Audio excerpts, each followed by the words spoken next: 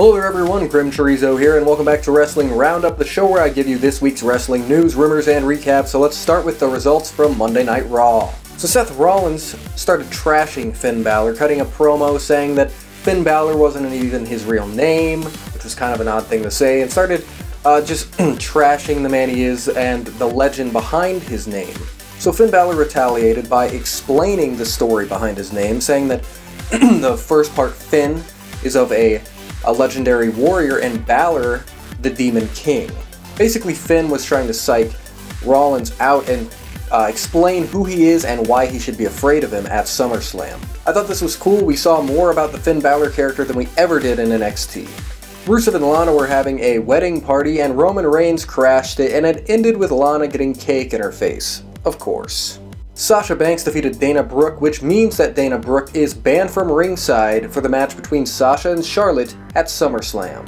Mick Foley invited Daniel Bryan to Monday Night Raw, so Bryan, SmackDown general manager, showed up. The two kind of started trashing each other's shows, and but also building each other up a little bit. This led into a United States Championship match between Cesaro and Rusev, which Rusev ended up winning and retaining the US title thanks to interference from Sheamus. The night ended with Roman Reigns spearing Rusev. So Monday Night Raw wasn't too bad, but it wasn't really great. It felt to me like a pre-brand split Raw, just all the same kind of stuff. The focus being on Reigns, you know, he ended the show, and that whole US title thing with Cesaro was just to put Reigns over in the end. And, you know, some of the other segments, there was some funny stuff, there were some good matches, but it just wasn't an amazing Raw, but it was fine. SmackDown kicked off with the Wyatt family cutting a promo, and they're interrupted by Dolph Ziggler and Dean Ambrose. The four brawled, and it led to Bray Wyatt grabbing Dean Ambrose and forcing Dolph Ziggler to accidentally kick him in the face. American Alpha, Hype Bros, The Ascension, and the Vaudevillains all had a brawl in the ring, which I think this is probably leading to a Fatal 4-Way Tag Team match for the new tag team titles that have not been announced yet. Once again, it was supposed to be Eva Marie versus Becky Lynch one-on-one. Eva Marie didn't get injured this time, but she did have a wardrobe malfunction and was unable to compete. So she went to the back, and Alexa Bliss took her spot, defeating Becky Lynch. To be honest, I'm loving what they're doing with Eva. I can't believe I'm saying this, but they're embracing the character she has and who she really is. You know, the fans don't like her because she can't wrestle and she's been handed everything, so make that part of her character. She's almost like a Bo Dallas from NXT back, you know, in 2013, where he thought everyone loved him and he thought he was this babyface, but everyone hated him and he would cheat and get out of his matches. It's working great, and it's making me actually entertained by Eva.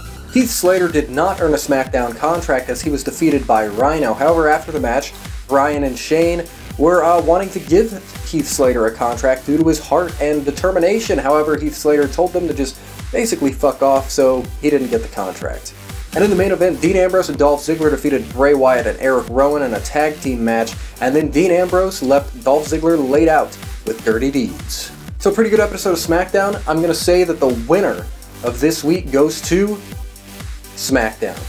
It was just, like I was saying, Raw just kind of felt like pre-brand split. It just felt like a lot of things that had, you know, changed the first week are kind of already back, along with, you know, storytelling, booking, and just stuff going on. And there were some good stuff on Raw, but I just felt like SmackDown, partly because it's condensed in only 2 hours, I was pretty much into everything they did.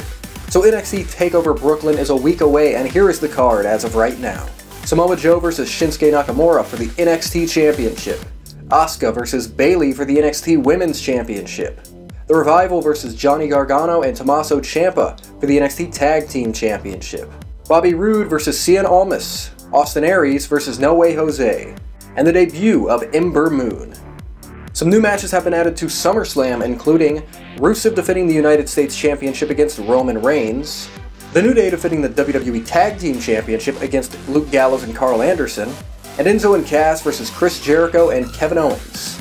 Shelton Benjamin announced that he is injured and will not be returning to WWE at this time, which is very unfortunate. I was looking forward to seeing him and what he was going to do, but hopefully he'll be back and able to return whenever his injury is, you know, worked out and he's feeling better. Big Show said in an interview that he is planning to retire next year after WrestleMania 33, where he will be having a match with Shaq.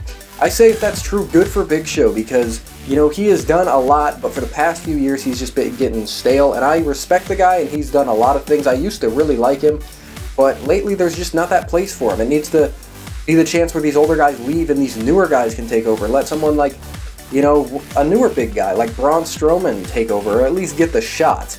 You know, Big Show's done a lot of stuff, and I'd respect him if he leaves, and he wants to, you know, cut a bunch of weight. He wants to get down to 400 pounds. He already looks great, so, you know, more power to him. Damien Sandow debuted in TNA going under the name Aaron Rex.